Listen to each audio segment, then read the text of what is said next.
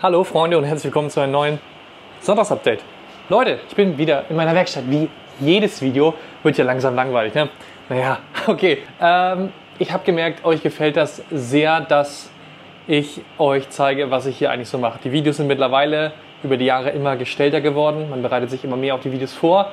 Auf dieses Video habe ich mich gar nicht vorbereitet. Ich zeige euch nämlich jetzt einfach mal, was ich hier sonst so mache. Für mich auch privat. Ich baue nämlich gerade wieder ein paar Sachen.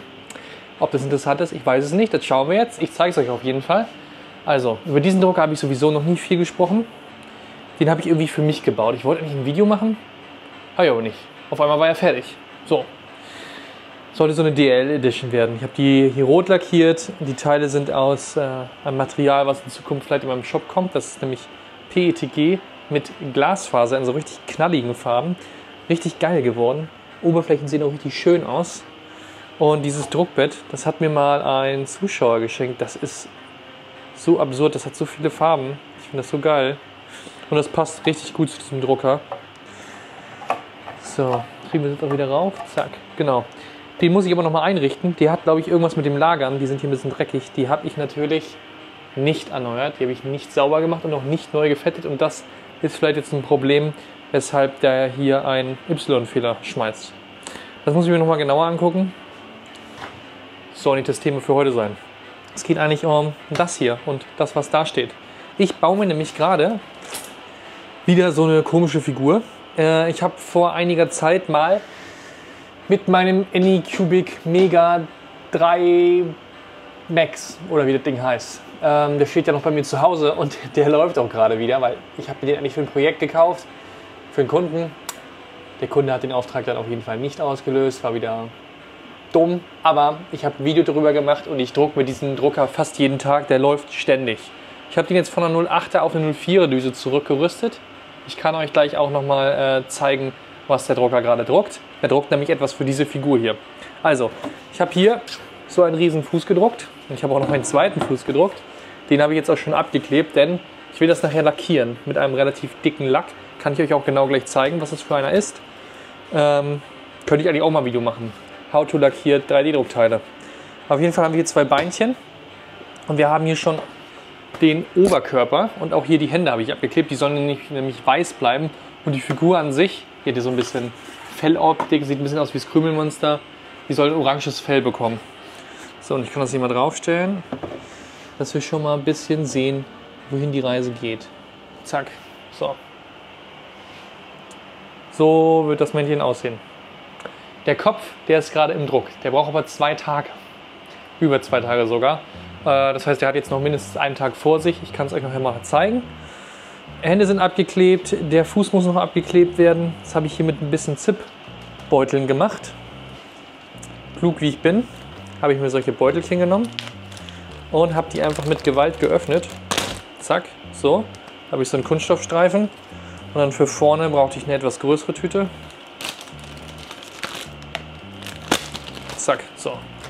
Und schon hat man so ein bisschen Folie zum Abkleben, weil Zipbeutel hat irgendwie jeder da. Gerade wenn man sich so einen Prusa kauft, hat man ja meistens danach 50 Zip-Tüten rumfliegen und da könnte man die super für nehmen. Dann habe ich hier noch, was ist das? Radex Tape heißt das. Das habe ich mir irgendwann mal bei so einem Lackierbedarf gekauft. Ist übelst geil, das Tape. Also es ist halt einfach ein bisschen besseres Kreppband, aber es war, glaube ich, günstiger als normales Kreppband. Das habe ich mir gekauft, weil ich meine Vespa restauriert habe und zum Lackieren brauchte ich halt Klebeband. Gibt es auch in verschiedenen Breiten, auch sehr praktisch. Und damit klebe ich das halt alles ab. Das lässt sich nachher gut lösen, das haftet gut und vor allen Dingen an diesen Stellen musste ich das mit so einem kleinen Skalpell hier schön ausschneiden, weil das Fell da so ein bisschen rüber geht. Und das hat sich auch super zuschneiden lassen. Also das hat echt super funktioniert, sage ich jetzt gerade so. Ob das wirklich funktioniert, sei dahingestellt. Gucken wir mal nachher, wie das Endresultat aussieht. Und dann habe ich hier irgendwo noch meinen Klebstoff. Wo habe ich den jetzt hingeflogen? Finde ich den jetzt? Wo habe ich den denn hingetan? Der lag doch hier gestern noch. Naja, ich habe das... Ach, da ist er. Genau, hier steht er.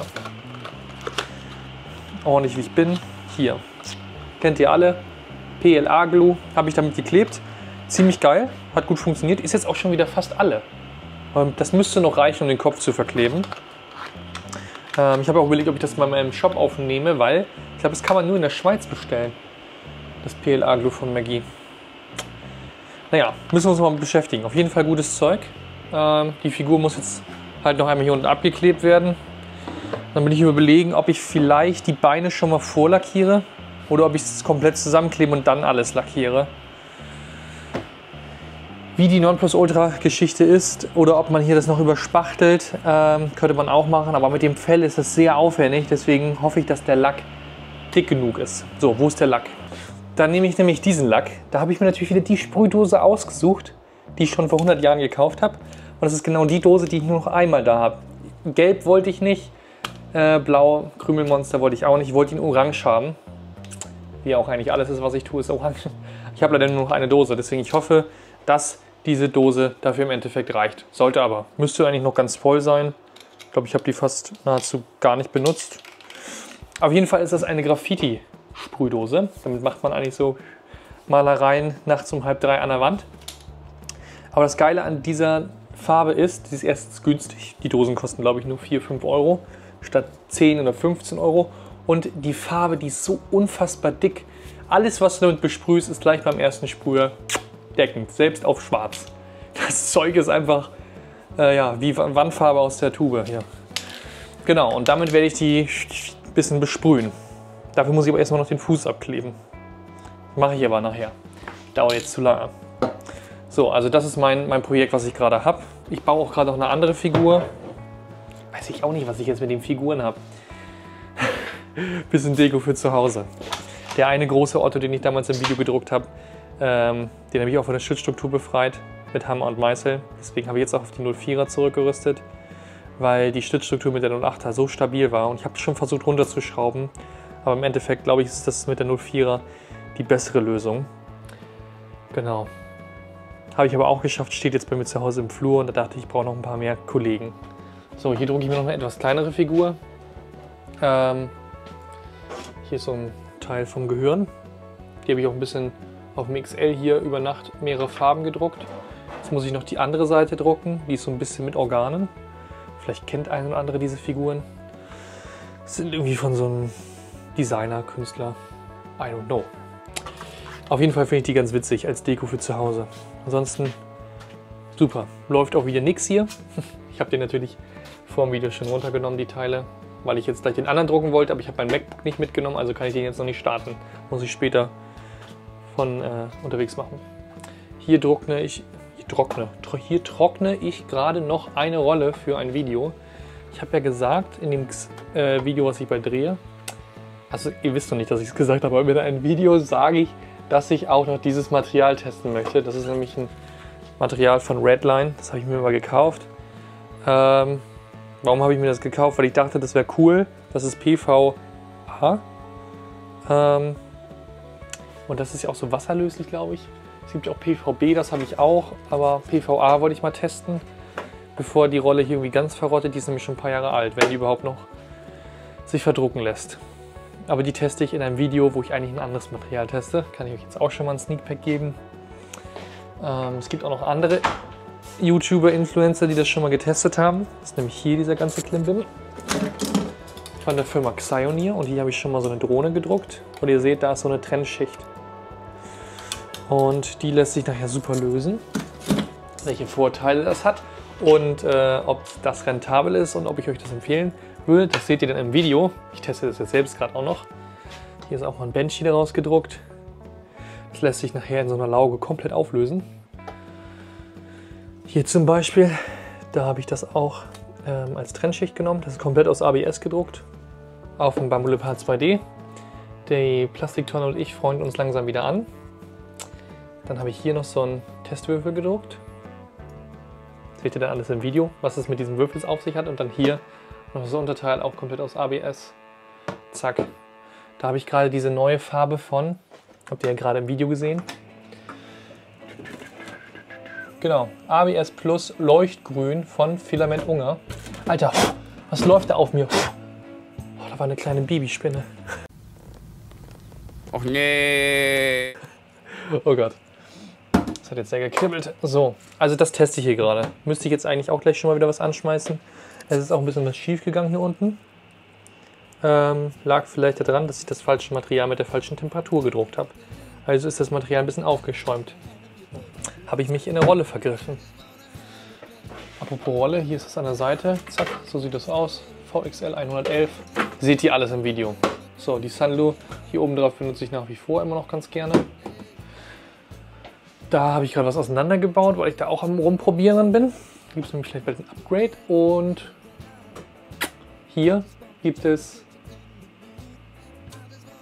den 3.9er, der aus ist. Der 3.5 ist aus, alle aus. Weiß nicht, ich habe letztens so viel vorproduziert und jetzt war ich eigentlich erstmal nur für, habe so viele Teile vorproduziert. Und jetzt brauchte ich das gerade nicht. Also doch, eigentlich müsste ich produzieren, aber warum mache ich es nicht? Weil ich die Bauteile auf einem anderen Drucker drucken wollte, der halt jetzt gerade nicht so läuft. Hier unten drucke ich auch gerade wieder, aber das Ergebnis sieht gerade gar nicht gut aus, da muss ich halt einstellen.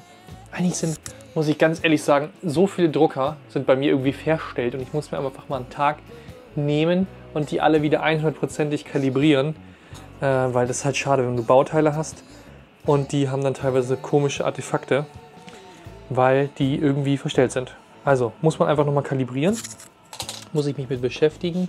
Hier drauf hatte ich eben auch noch eine Figur gedruckt, darf ich jetzt euch aber nicht zeigen. Auch Arbeitstier. Nächstes Arbeitstier ist hier. Zack, da habe ich auch was drauf gedruckt für ein nächstes Video. Das liegt alles hier und das kann ich jetzt auch mal zeigen. Warte mal. Ich habe hier so eine BQ-Platte bekommen und die macht nämlich so ein cooles Polygonmuster da drauf. Fand ich total toll. Haftung ist auch grandios und hier seht ihr auch die Platte. Zack, so mit Honeycomb. Und auf der Rückseite hat die noch so ein spezielles Design Sheet Plate. Fand ich auch sehr cool. Das zudem die Teile halten gut. Also auch nur bis zu einem gewissen Grad. So. Ist jetzt aber auch schon seit 4 Tagen abgekühlt. Ist ganz cool geworden. Ich mag das mit diesen Honey. So. Jetzt kann ich euch die ganze Platte nochmal zeigen. So, also das wäre ein Upgrade hier für ein A1. Das hat super funktioniert. Tolle Platte. Und es gibt noch ein Problem mit meinem A1. Nämlich, zack, wenn man diese Kappe abnimmt, manchmal diese Socke hier zum Beispiel, die ist schon komplett weggenudelt. Das ist aber schon die zweite. Die nudelt einfach irgendwann weg, wenn man genügend druckt. Und hier der Otto. Das ist mittlerweile eine High Flow von einem H2D hier eingebaut. Zack. Genau, die ist auch schon wieder sehr dreckig, obwohl die noch gar nicht so lange drin ist.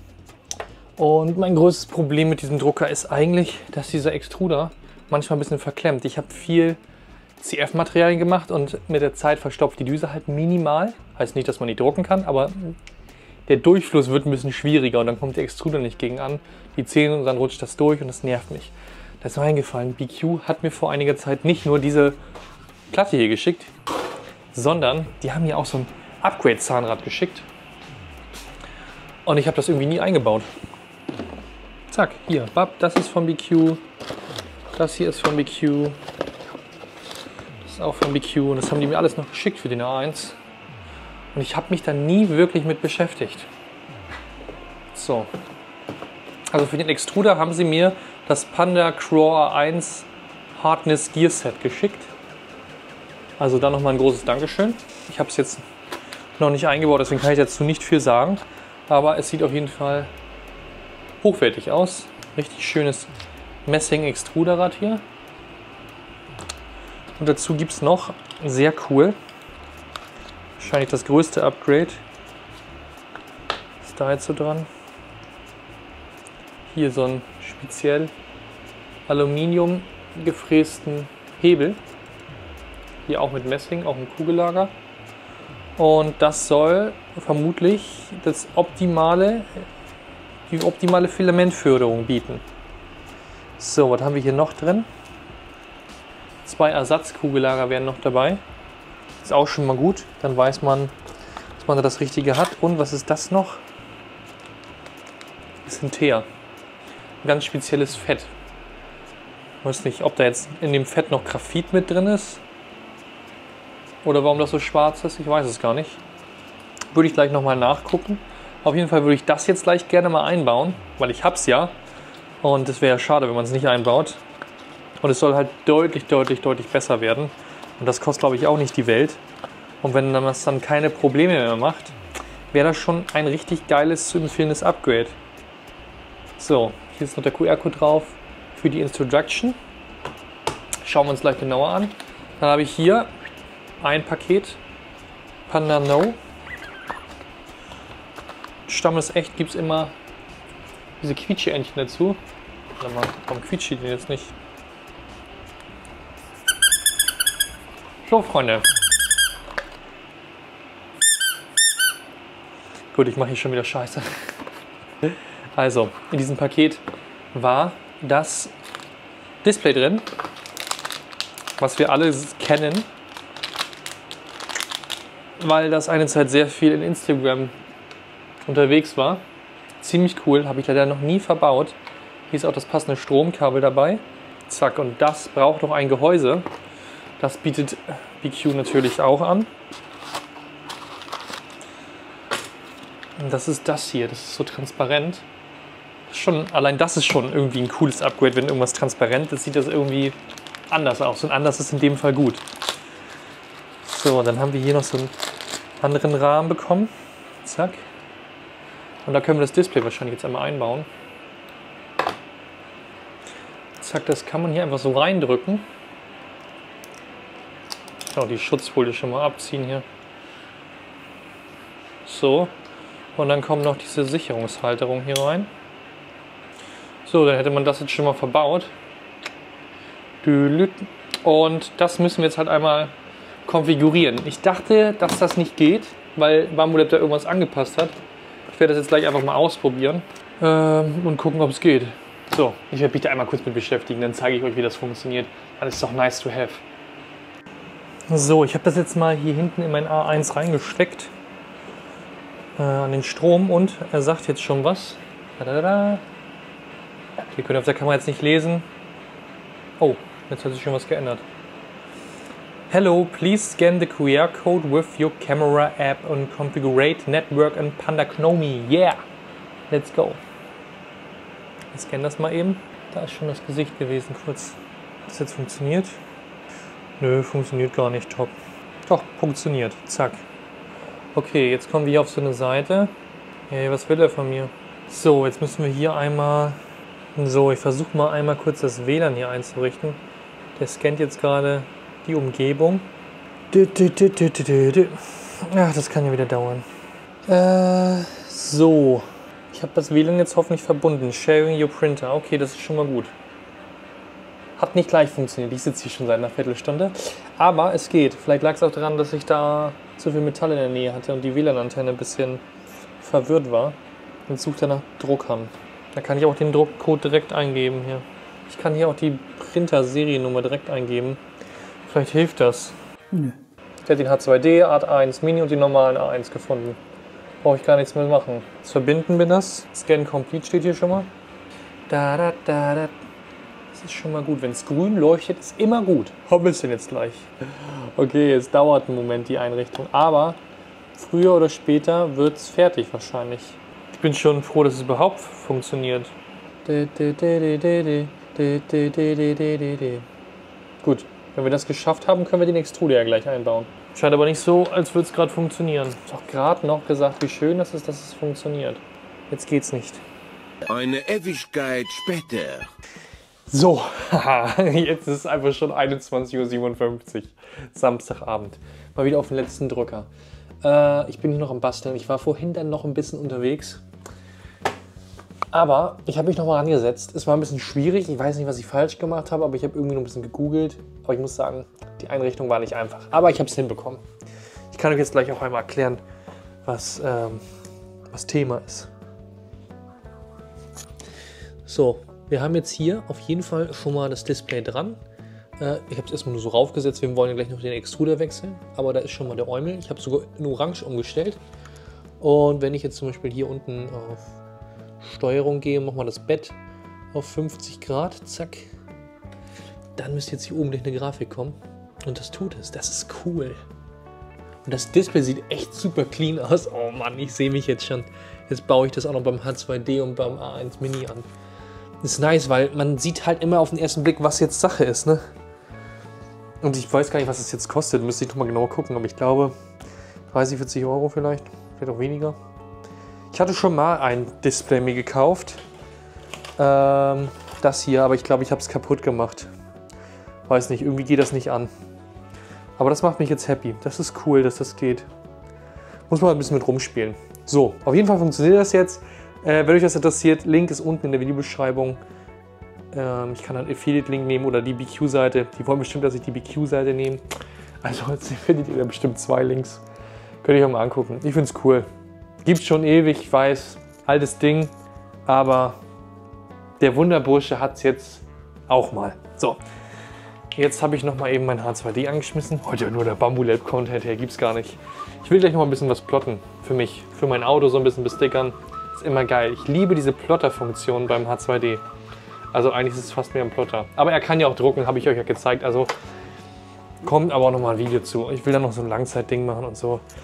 Ach ja, man will so vieles. Oh, fast hingefallen. Genau, wir können jetzt eigentlich noch mal eben, bevor ich jetzt hier weiter am A1 rumbastel, können wir eigentlich noch mal nebenbei hier die Beine bekleben. Ich habe das hier einmal fertig gemacht, beide Beinchen. Und jetzt müssen wir mal gucken, dass die Figur darauf passt und dann können wir die Beine festkleben. So, zack. Machen wir mal ein bisschen hier rüber. Und dann kann das nämlich über Nacht trocknen. Dann kann ich morgen noch den Kopf draufkleben. Und dann kann ich nämlich lackieren. Das wäre natürlich besonders cool. Man sieht die Naht so doll, das ist voll doof. Aber ist so wie es ist. Gut. Mannequin runter. Hier nehme ich wieder PLA Glue. Dafür habe ich die Flüssigkeit, ja. La la la la la. So, nicht sparen. Bisschen was an Rand schmieren. Kreisende Bewegung. Viel hilft viel. Ich will nicht, dass es abbricht und dann muss ich nochmal lackieren.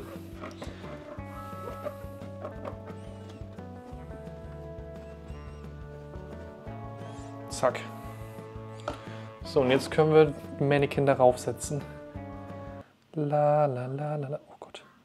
Einhändig ist das natürlich auch special. So, jetzt gucken wir mal, war das genügend Kleber? Ich sipsche das mal so ein bisschen vor zurück. Das fühlt sich auf jeden Fall schon mal gut an hier. Das andere Bein. Nö, das war irgendwie nicht genügend. Da können wir noch mal ein bisschen was drauf machen. Jetzt ist die Tube leer, oder was? Die war doch eben noch voll, die Tube. Ein bisschen mehr Kleber.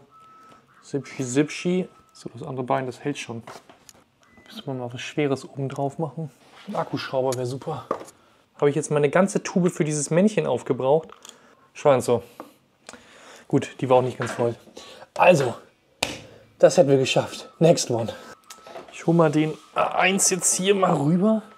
Können wir besser dran schrauben. So, das Display müssen wir noch mal abmachen. Zack. Jetzt müssen wir uns das mal hier irgendwie abbauen. Da. Wo ist jetzt mein Inbusch-Schraubendreher? Da ist er. Ich habe das schon mal aufgemacht, weil das verklemmt war irgendwie da drin. Sollte das jetzt ein Kinderspiel werden. Da. So, wie ging das jetzt nochmal? Oh, ich sehe schon das Zahn und das hat gelitten. So. Oh, ich komme schon wieder ins Schwitzen. Ich muss die Klimaanlage nochmal anmachen. Es ist immer so warm hier. Ich glaube, das Rad, das muss auch für immer abbleiben, wenn wir das Display benutzen. Zack. Da unten ist ja noch eine Schraube und noch eine Schraube. Ob ich das wieder zusammengebaut kriege, ich glaube nicht. Gleich haben wir es. War jetzt noch das Problem? Das waren doch jetzt alle. Ach nee, da ist ja noch eine Schraube. Gott, das kriege ich ja nie wieder zusammengebaut. Hä, das war doch beim letzten Mal nicht so viel Arbeit. Ach du meine Güte, jetzt ist ganz vorbei. So, der hier raus. Der ist nämlich am Flachbandkabel, muss man immer aufpassen. Ist da jetzt wieder alles runtergefallen. So, hier haben wir jetzt das alte Extruderrad. Das ist auch schon ein bisschen angeschmoddert. Zack. Da läuft dann das Filament. Und das neue ist einfach nur aus Messing. Bisschen massiver und ein bisschen rauer ausgearbeitet. Mal gucken, ob wir das hier gleich wieder festkriegen. So, ja, andersrum wäre klug. Schön. Wie ein Schweizer Uhrenwerk hier. So, und der Hebel, der ist jetzt auch durch. Da kommt jetzt der aus Aluminium. So, zack. War es das schon? Wo gehörte denn jetzt das Teil hin hier? Ach, das war da oben. Genau. Genau, damit stellt man die Spannung ein. Jedes Mal das Gefühl, ich operiere am offenen Herzen. Ach man, dieses Flachbandkabel da. So, zack. So, das ist wieder drauf. Extruderspannung ist gegeben. Jetzt müssen wir wieder montieren. Welche Schraube war jetzt weg? Gleich ist die OP fertig. La, la, la, la. Gucken, ob eine Schraube überbleibt. Irgendwas fehlt jetzt noch. Da ist es. Das Teil fehlte hier noch. Das wird noch mit den kleinen Schrauben festgemacht. 5 Schweißausbrüche später. Ich kann euch die Dinger kann ich euch echt nur empfehlen von Vera. Es ist echt unzumutbar. Stell dir mal vor, man müsste das mit einem Imbusschlüssel machen. Gut, das Bambulab-Werkzeug ist ja schon ein bisschen besser, aber das macht echt nur mit gutem Werkzeug Spaß. Ja, selbst so macht es keinen Spaß. Macht gar nicht Spaß. So, zack. Jetzt kommen wir. Jetzt müssen wir das Kabel hier durchführen. Müssen wir hier durch mit dem Kabel. Und dann einmal unser Display anstecken. Zack, da muss ich jetzt hoffentlich nie wieder ran. Jetzt kann ich das richtig einklicken. Das klang so, als wäre was abgebrochen. Ich muss ja nochmal die Nozzle da einsetzen. Genau, so die Nozzle erstmal einsetzen hier unten. Zack, dann machen wir wieder eine High Flow rein. Die hatte ich ja vorher auch drin. Die Socke noch darüber. Zwar ein bisschen benutzt die Socke, aber egal. Es geht und jetzt können wir das Display einklicken. Jetzt muss ich nur noch einmal gleich so Klipse finden. Die hatte ich mal früher hier dran, aber die habe ich, glaube ich... Wo sind die denn? Ah ne, die sind da jetzt noch mit dran. Alles klar. Wir können ihn jetzt wieder rüberstellen und können ihn dann wieder benutzen. Und dann kommt noch wieder die andere Platte drauf. Und dann können wir wieder drucken. Zack. Obwohl, warte mal, das Ding. Das ist bei mir so lapperig. Ich muss das noch mal ein bisschen nachstellen hier. Das war der falsche. Zack. Das ist immer noch so lapperig. Okay. Ist einfach schon ein bisschen benutzt. Die anderen Sachen, die packe ich mir gut weg. Als Ersatzteil. Und jetzt ist der hoffentlich wieder richtig einsatzbereit. So, zack, zack, zack. Jetzt kommt der Schorsch hier wieder. Die AMS noch anschließen. Die will ich weiterhin benutzen.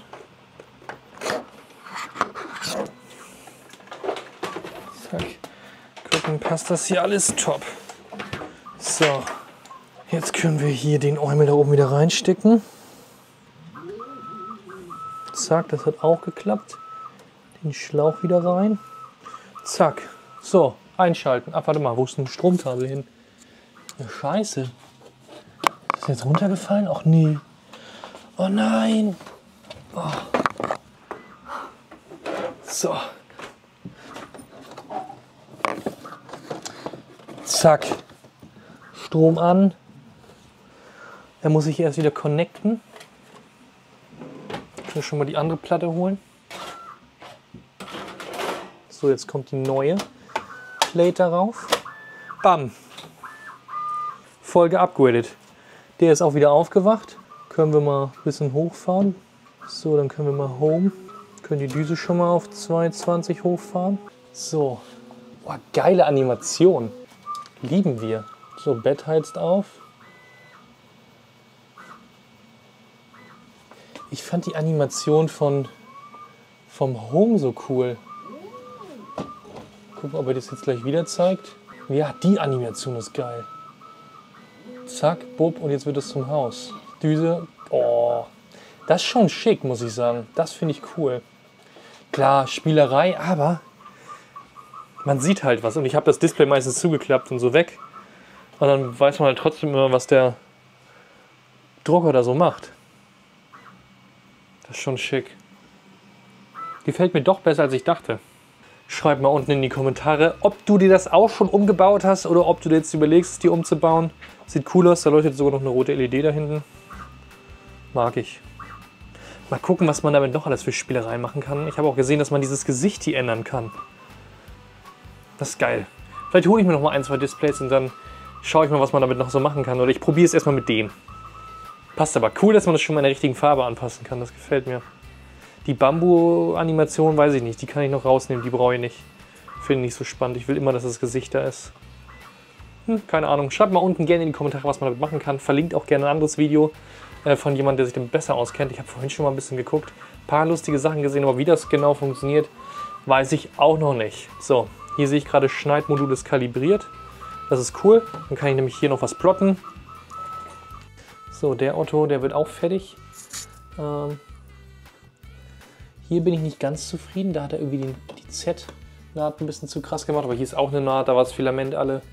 Mal gucken, wie das aussieht. Wenn ich das lackiert habe, Wenn ihr sehen wollt, wie die Figur fertig wird, dann folgt mir unbedingt auf Instagram. Da werde ich auf jeden Fall ein Foto posten von der Figur. Und ich habe ja noch ein paar andere Figuren gebaut. Hier läuft auch noch ein Drucker mit der neuen Figur. Mal gucken. Zack, zack, zack, zack. Hier drucke ich jetzt gerade den Kopf, Skelett und diesen anderen Belly-Teil, wo die Organe zu sehen sind. Das druckt noch bis morgen um 12, bis Sonntag. Genau. Tippitopp. Dann kommt auch das Video raus. Also, ich werde jetzt noch ein bisschen rumspielen, ein bisschen was plotten für Freunde und Familie. Ist jetzt spät genug. Ich mache jetzt noch eine halbe Stunde und dann fertig für heute. Dann muss ich das Video noch schneiden. Weil morgen um 12 kommt das Video und morgen früh das Familienfrühstück. Alles klar, Freunde. Also, ich hoffe, dieses Video hat euch auch gefallen. Zeigt euch mal ein bisschen, was ich sonst so mache, wenn ich nicht gerade irgendwelche Drucker-Reviews drehe. Aber ich habe gerade gar keinen Drucker zum Reviewen und da kommt auch irgendwie gerade nichts. Keine Ahnung.